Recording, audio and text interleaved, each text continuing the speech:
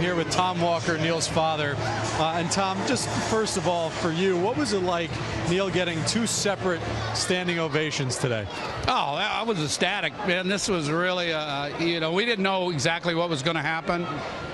The first ovation, there weren't many people in the stands, but the second, there were a lot of people, and they truly appreciated Neil being back. There's no doubt about it. For you, we talk about with Neil all the time how strange it is for him, born and raised here. For you, how strange has it been not having Neil here, not being able to just drive a half hour to the ballpark to watch him play? Man, it's been a change.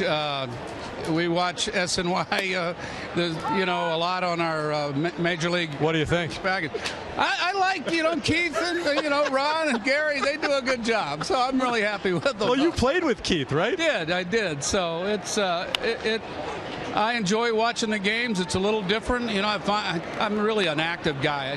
I'll be outside doing something. I'll run in the house when the Mets are hitting, and it's been different.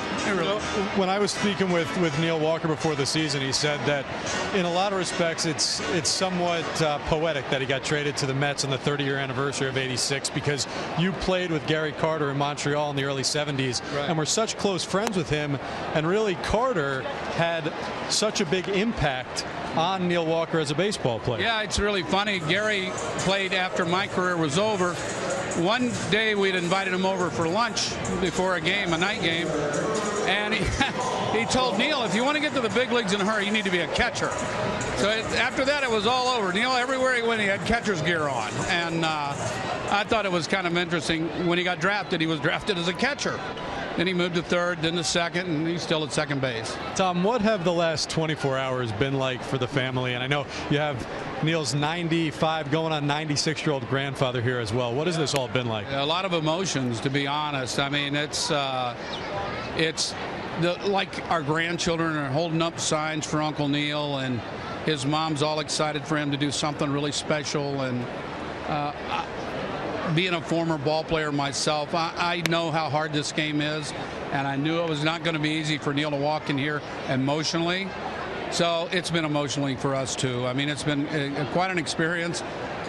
We worked right up to this, and we've loved every minute of it. Don't get me wrong, but it's different. I can tell you that. Tom, speaking of emotion, we recounted the story about you and Roberto Clemente on the first broadcast. When you come to this park and you see Neil play and you see the number 21, how much do those emotions and that moment still come to mind for you? A lot. I cannot walk in this ballpark without thinking about Roberto. As you just walk around the park and you'll see a lot of people wearing his uniform, his shirt. And then if you look out there, the 21 is the wall, 21 feet high. And, having a kid that played on the team and he plays second base, he's got to run right toward that wall. And he'd always tip his hat to Roberto, and I have to tip my hat to him, to his family and his children. It's quite, it's something I can never forget. I'm lucky to be on this earth, and I'm lucky to have a great family. Tom, thank you so much for a few minutes here tonight. You're welcome, Steve. Thank you. Gary, let's send it back to you. Well, it's quite a family affair. Tom Walker pitched in the big leagues back in the 70s, and his son Neil, a lifelong Pittsburgh resident and Pittsburgh Pirate, making his return to the Steel City tonight.